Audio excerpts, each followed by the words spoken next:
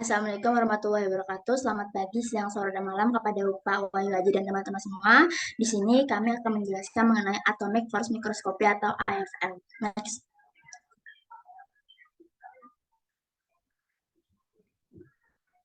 Next. Oke, berikut anggota kelompok kami. Next. Ini materi yang akan kami bahas ada 4. Dari basic principle, kelebihan dan keuntungan, terus update terbaru dari alatnya, sama case study. Next.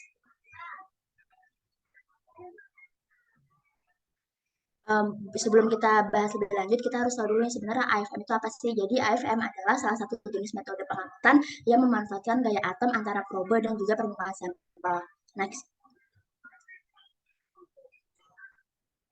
Oke, kita akan bahas mengenai basic principle dari AFM.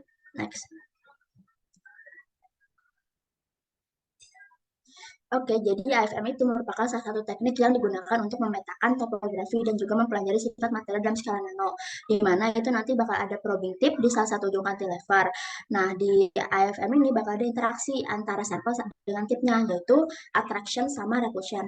Nah, interaksi tersebut dijelaskan dalam Pauli exclusion principle. Jadi, jika kedua sampel berdekatan satu sama lain, bakal terjadi gaya tarik yang membelokkan cantilever ke arah sampel. Nah, jika tip bersentuhan dengan sampel, bakal ada terjadi gaya tolak yang menolaknya dari cantilever menjauh dari sampel. Next. Oke, ini lebih jelas mengenai repulsion sama attraction. Jadi kalau misalnya repulsion itu jarak tip dan sampel itu sangat kecil, beberapa angstrom, sehingga terjadi gaya tolak menolak yang sangat kuat antara ujung dan juga atom sampelnya, di mana berasal dari exchange interaction, yaitu tumpang tindih elektronik orbital pada jarak atom. Nah, gaya tolak ini apabila dominan, maka akan terjadi kontak antara tip sama sampel. Kalau misalnya attraction itu adalah interaksi polarisasi antara atom, di mana sebuah polarisasi sesaat dari sebuah atom yang menginduksi polarisasi dalam atom terdekat. Nah, maka akan terjadi gaya interaksi yang menarik atau biasa disebut dengan van der Waals. Next.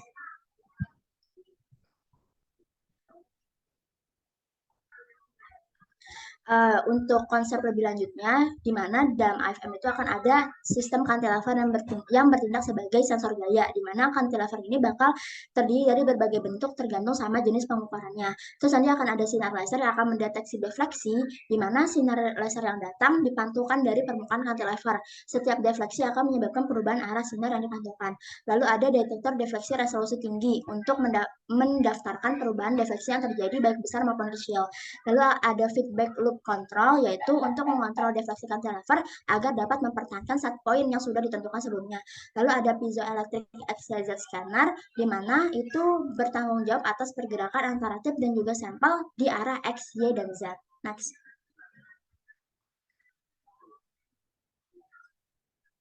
Lalu ini adalah sistem kerja yang terjadi di AFM ada dua. Itu adalah ada yang kontak sama ada yang dynamic. Dimana kalau kontak itu nanti bakal terjadi repulsif. Kalau misalnya dynamic itu ada dua, ada yang non kontak itu terjadi atraktif. Kalau yang tapping mode itu terjadi keduanya. Next. Kita bahas dulu yang kontak. Nah, jadi kalau misalnya dalam mode kontak, AFM ini bakal bekerja pada mode yang paling sederhana, di mana nanti cantilever bakal dia atur sampai sampel dan ujung probe-nya itu bakal bersentuhan sehingga nanti defleksinya itu diukur. Nah, di mode ini feedback loop itu bakal menjaga defleksi cantilever secara konstan. Nah, cuman ada kelemahan di mana kelemahannya itu antara sampel dan tip itu dapat mengalami kerusakan terhadap lateral force. Ini adalah gambarnya nih, di mana tip itu nanti bakal menyentuh permukaan sampel dengan defleksi cantilever kecil dan feedback loop akan menjaga defleksi konstan sehingga bakal terjadi kekuatan yang konstan. Next. Lalu ada yang dynamic mode, di mana pada metode ini bakal terjadi amplitudo getaran cantilever yang bakal diukur untuk memperkirakan defleksi. Nah, AFM bekerja pada amplitude modulation AFM, dan teknik ini itu bisa melihat pergeseran frekuensi resonansi. Nah, antara repulsion sama attraction force-nya itu bakal menimbulkan perubahan amplitudo dan juga frekuensi. Next. Ini kalau yang untuk non kontak mode. Jadi dalam mode ini tipnya itu bakal didekatkan ke sampel dalam jarak yang konstan, sehingga nanti si tipnya itu bakal berosilasi pada atau mendekati frekuensi resonansinya. Nah, cantilever harus lebih kaku daripada mode kontak karena memungkinkan cantilever untuk memiliki tekukan dan tinggi sensitivitas kekuatannya. Nah, pada mode ini, mode non kontak bakal terjadi attractive force sesuai sama gambar ada di kanan ini. Next.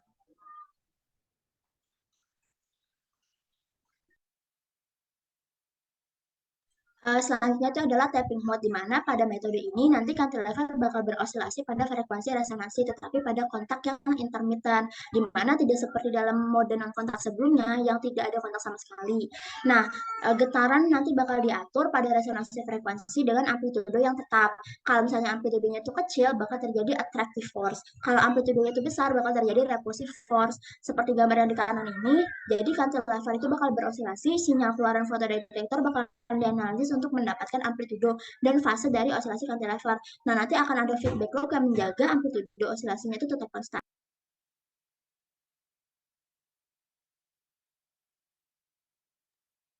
Oke, selanjutnya bakal dibahas dari keuntungan dan kelemahan dari AFM. Boleh next. Oke, jadi yang pertama bakal dibahas keuntungannya. Jadi sebenarnya AFM ini tuh punya beberapa keunggulan dibandingkan sama SEM atau mikroskop lain. Yang pertama itu ada AFM menampilkan profil permukaan 3 dimensi. Terus AFM juga nanti sampel yang bakal dilihat sama AFM tidak memerlukan perlakuan khusus kayak pelapisan logam atau karbon yang nantinya bakal mengubah atau merusak sampel secara permanen. Terus AFM ini beda juga sama mikroskop alat lain, dia itu bisa bekerja dengan baik di udara sekitar atau udara biasa atau bahkan di lingkungan cair yang memungkinkan nanti adanya pengamatan makromolekul biologis atau bahkan organisme hidup. Terus AFM juga punya resolusi yang lebih tinggi dibandingkan SEM, terus dia juga mampu menganalisis berbagai material terlepas dari konduktivitas listriknya. AFM juga bisa memperoleh pengukuran dengan resolusi subnanometrik, vertikal, dan resolusi lateral beberapa nanometer. Terus juga AFM memungkinkan kita untuk melakukan studi tentang sifat permukaan, kayak adesi, kekerasan, konduktivitas, sama komposisi listrik, magnetik, atau kimianya. Nah, AFM juga punya beberapa kekurangan atau kelemahan. Yang pertama itu waktu yang diperlukan untuk mengukur permukaan yang besar itu sangat tinggi. Jadi AFM ini cuma bisa menciptakan ketinggian maksimum 10-20 mikrometer dan area pemindaian maksimumnya sekitar 150 kali 150 mikrometer. Tapi ada metode lain untuk meningkatkan ukuran area yang dipindai, yaitu dengan cara menggunakan probe paralel. Terus kualitas gambar dari AFM ini juga sangat bergantung pada geometri probe-nya. Terus kecepatan pemindaian AFM ini biasanya lambat. Jadi dia masih cepat SEM. Nah, tingkat pemindaian yang relatif lambat ini sering menyebabkan penyimpangan thermal pada gambar yang membuat mikroskop AFM ini kurang cocok untuk mengukur jarak yang akurat antara fitur topografi pada gambar. Terus gambar AFM juga dapat dipengaruhi oleh histeresis bahan piezoelektrik sama crosstalk antara sumber X, Y, Z-nya. Terus juga sama kayak mikroskop lainnya, AFM juga ada kemungkinan terjadinya image artifact yang bisa disebabkan sama tip yang nggak sesuai, lingkungan yang buruk, atau bahkan disebabkan sama sampelnya sendiri. Terus karena sifat probe dari AFM ini, AFM itu biasanya tidak dapat mengukur dinding curam atau overhang. Oke, boleh lanjut. Nah, selanjutnya ada recent update atau apa aja sih yang baru yang ada di AFM. Boleh next. Oke, jadi tahun ini kelompok kami dapat dari website kalau misalkan ada perusahaan yang namanya Park System, itu menciptakan namanya Park FX40 yang alat ini bukan AFM tapi ada built-in intelligence di dalamnya. Nah, AFM si Park FX40 ini merupakan AFM pertama yang secara mandiri menjalankan semua proses penyiapan dan pemindaian awal secara otomatis sampai nanti keluar hasil gambarnya. Terus Part FX40 ini juga telah secara drastis meningkatkan banyak aspek utama dari AFM, termasuk elektromekanik untuk pengurangan kebisingan mekanis yang jauh lebih kecil, terus ukuran titik sinarnya juga jauh lebih kecil, sama penglihatan optik yang lebih baik. Boleh next. Oke, terus si Part FX40 ini juga tadi kan udah dibilang kalau dia ada built-in intelligence-nya. Nah, built-in intelligence-nya ini tuh memungkinkan kita untuk menempatkan beberapa sampel di awal. Jadi bisa dimasukin sampel lebih dari satu dari jenis yang sama atau yang berbeda dan nanti bakal digambarkan secara otomatis sesuai dengan kebutuhannya yang digambarkan nanti sama si software yang udah diatur di dalamnya. Terus juga si FX40 ini punya environmental sensing self-diagnostic dan head trash avoidance system untuk memastikan bahwa si part FX40 ini terus beroperasi pada kinerja optimalnya dan tidak mengalami kerusakan. Mungkin setelah ini bakal setelah video yang menunjukkan apa aja sih yang ada di dalam si part FX40 ini. Boleh di-play aja videonya. Because FX does all the setup and scanning work with integrated machine learning, automating the entire process. The AI-driven auto probe exchange on ParkFX takes care of probe placements and exchanges with built-in robotics and detects and warns of incorrectly placed probes. The probe identification camera recognizes and extracts full information on each of the tips available, including the type, model, application, and usage. From there, the ParkFX, through its advanced AI, automatically aligns the laser beam and the photo detector so it is ready for scanning. ParkFX holds up to 4 different samples on the chuck, and through the sample camera, it effortlessly finds and selects the desired spot for scanning. The whole process of tip landing and scanning from start to finish is done automatically. Auto parameter setting, auto landing of the probe to sample, and dynamic scanning at optimum image quality and speed.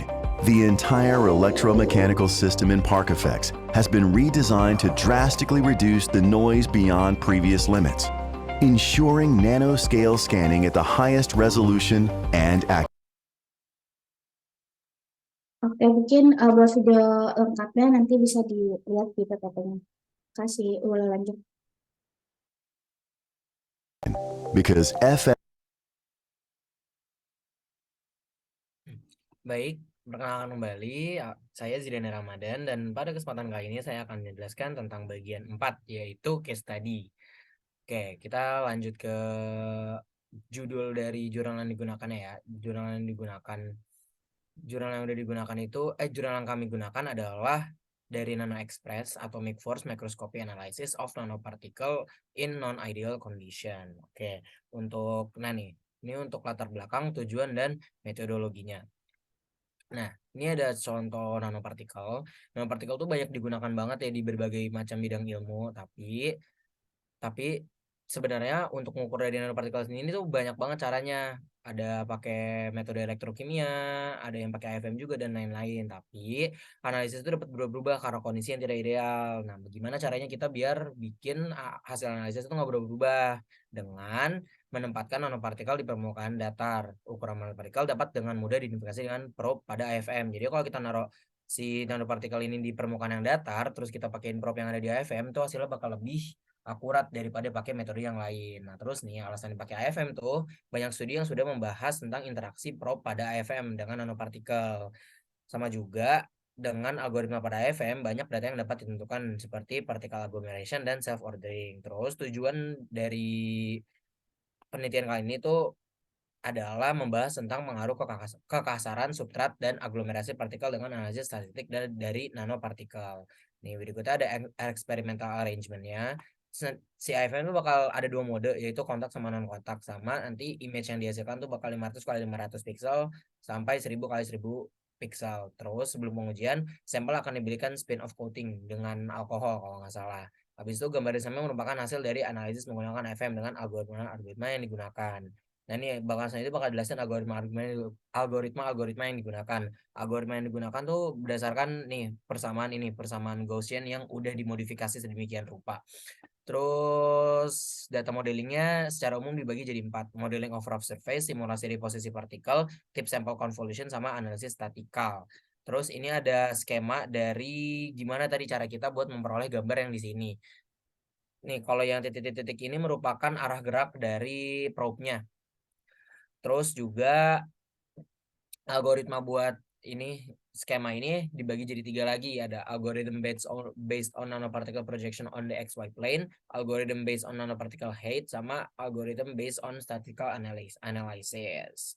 Oke, berikutnya ini ada hasil penelitiannya. Nah, hasil penelitian ini ada tabel kan di sini. Nah, tabel ini merupakan hasil dari algoritma data dengan 4 metode yang berbeda. 4 metode ini ada particle projection, particle volume boundary, particle volume adaptation, sama power spectrum analysis. Terus di sini kita pakai sampel berukuran 30 nanometer. Terus setelah diuji dengan AFM dengan metode-metode algoritma tadi, ditemukan bahwa metode yang paling efektif untuk mengukur ukuran si nanopartikel itu adalah particle projection sama power spectrum. Kalau misalnya kita lihat ini lab sama disk berarti ya.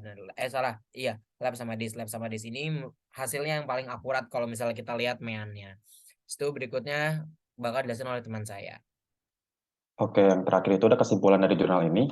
Pada jurnal ini tuh pengukuran nanopartikel dilakukan pada substrat kasar dalam kondisi non-ideal yang dililitkan pada beberapa geometri tip AFM. Lalu untuk isolated nanopartikel, height-based algorithm dapat digunakan jika area di bawah nanopartikel dirawat dengan baik, tetapi untuk partikel nano yang diaglomerasi atau tip AFM yang tumpul, algoritma ini memberikan hasil yang buruk. Untuk partikel yang diaglomerasi, metode yang menggunakan dimensi lateral, baik metode berbasis spektrum daya maupun proses proyeksi partikel sangat efektif, bahkan untuk substrat kasar. Kasus terburuk yang diamati untuk nanopartikel non-aglomerasi dengan cakupan permukaan antara 30-80%, di mana semua kelas algoritma memberikan kesalahan sistematis dan ketidakpastian lebih besar dari 10%. Lalu metode pemrosesan data dengan analisis nanopartikel dapat dilihat dengan menggunakan teknik pemodelan deposisi partikel sederhana dengan tip sample convolution algorithm. Next. Berikut merupakan referensi yang kami gunakan untuk menyusun presentasi pada hari ini. Next. Sekian dari kelompok kami, kurang lebihnya mohon maaf. Wassalamualaikum warahmatullahi wabarakatuh.